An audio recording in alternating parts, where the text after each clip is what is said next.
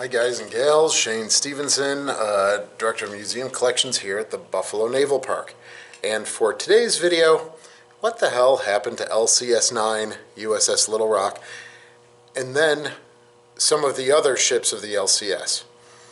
Right, littoral combat ships, there were two classes, the Independence and Freedom class.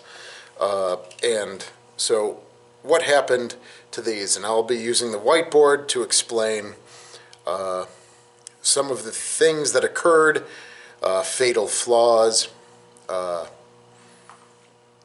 things like that. So let's take a look.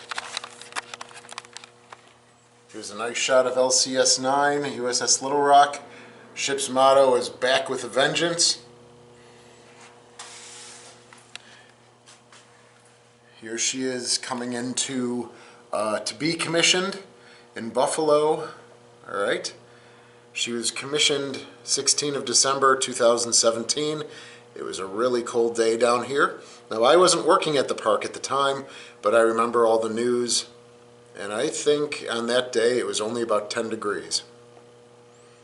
And then, of course, she was decommissioned just a few weeks ago, the 29th of September 2023. All right, she was constructed with the partnership between Lockheed Martin and Fincantieri Marinette Marine.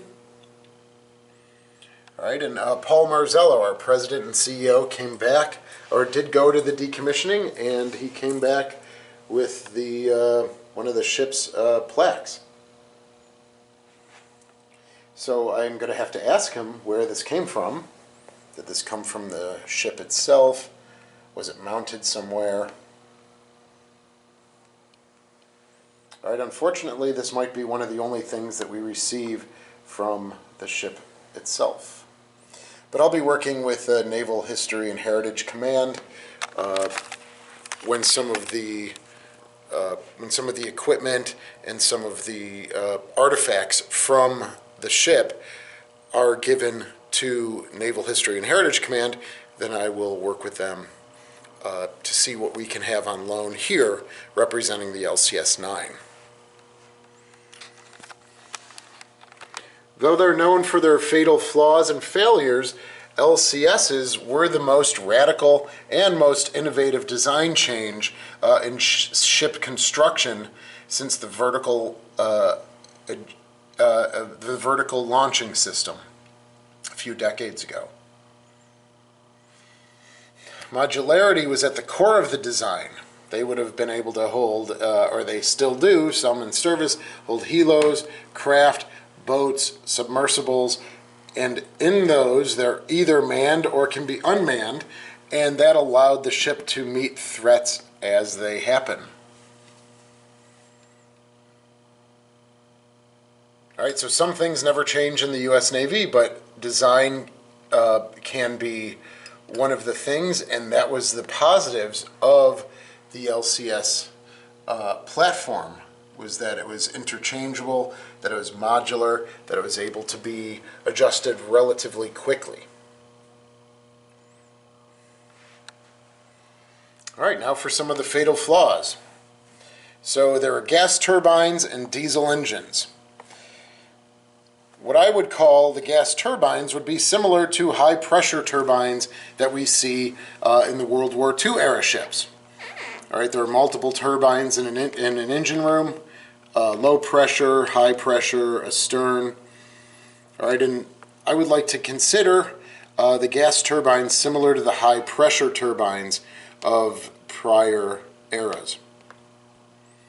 That would be able to drive the boat up to about 40 knots. The diesel engines, I would consider like the cruising engines, all right, the turbines. And top speed for those would be 12 to 14 knots.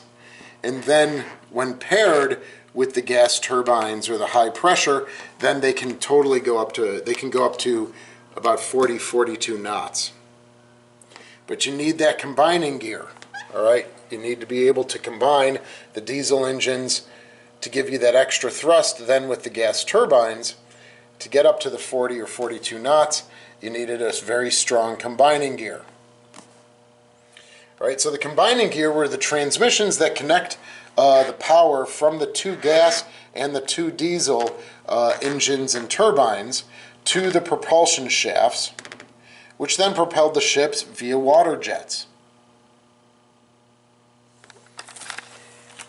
And so what we saw with the USS Detroit, LCS-7, and USS Little Rock, LCS-9, is that the combining gears were breaking down.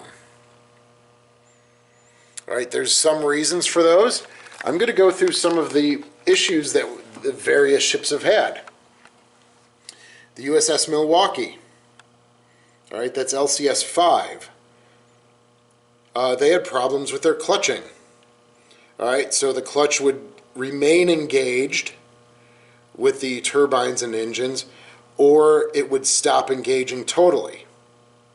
And what would happen then is, certainly if it remained engaged, it fractured all the gears and brought about a lot of metal debris that would then get into the system, ultimately causing the turbines and engines to lose pressure.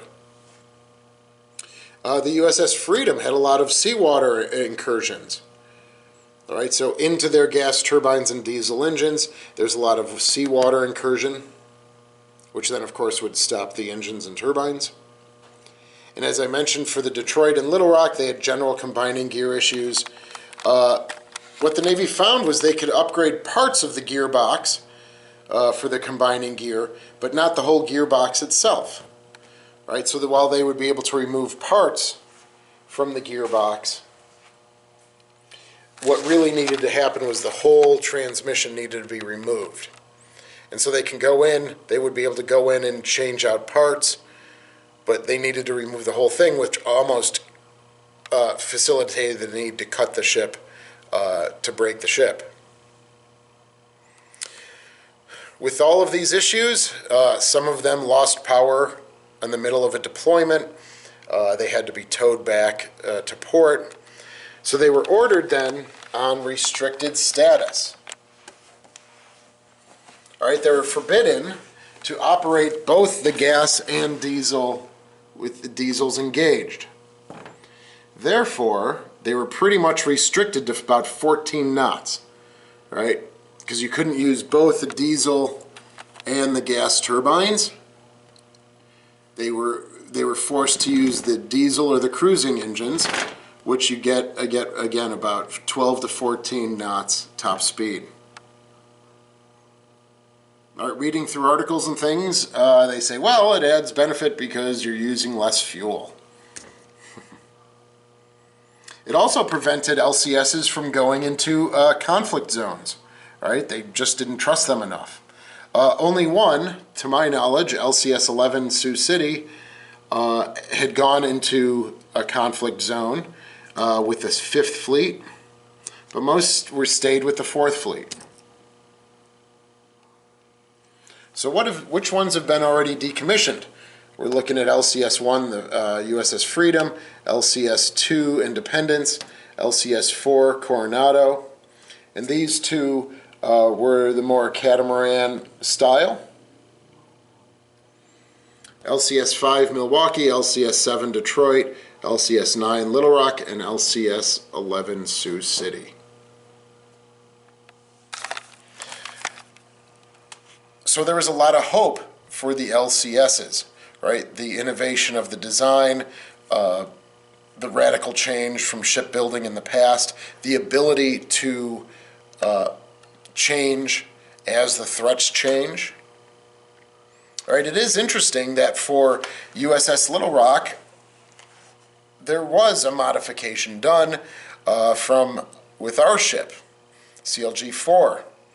So it's interesting to think that back in the 50s, that to go from a Cleveland class to a Galveston class cruiser, you needed 3 years in a dry dock. In today's dollars, about $140 million to revamp CLG-4, where now, with the new Little Rock, they could have made modifications relatively cheaply and much more quickly. So both USS Little Rock CLG-4 and LCS-9 were kind of on the cutting edge of modulation, and it just is unfortunate that LCS-9 was taken out of service, or the funding could not be found to continue her in active service. So where did the name Back with a Vengeance, or LCS-9, come from? Well, of course, the Secretary of the Navy is the ones that has the sole right to name ships, and of course, with the Second Av Mabus on board here from 70 to 72, a lot of the association, a lot of the crew reached out to him and said, hey, let's get another USS Little Rock. So that's how that occurred back in 2013, I think it was. And again, the first time in Navy's history that an active ship was commissioned next to its namesake. So again, it's unfortunate that the LCS-9 was taken out of service so quickly, but with the combining gears, the restrictions, not going into combat zones or conflict areas, and then they would need to spend about $40 million a year just for upkeep, they decided to just take her and others out of service. As of right now, she's being prospected to other navies. All right, we know that the Mexican Navy has already looked. They were inviting the Greek Navy.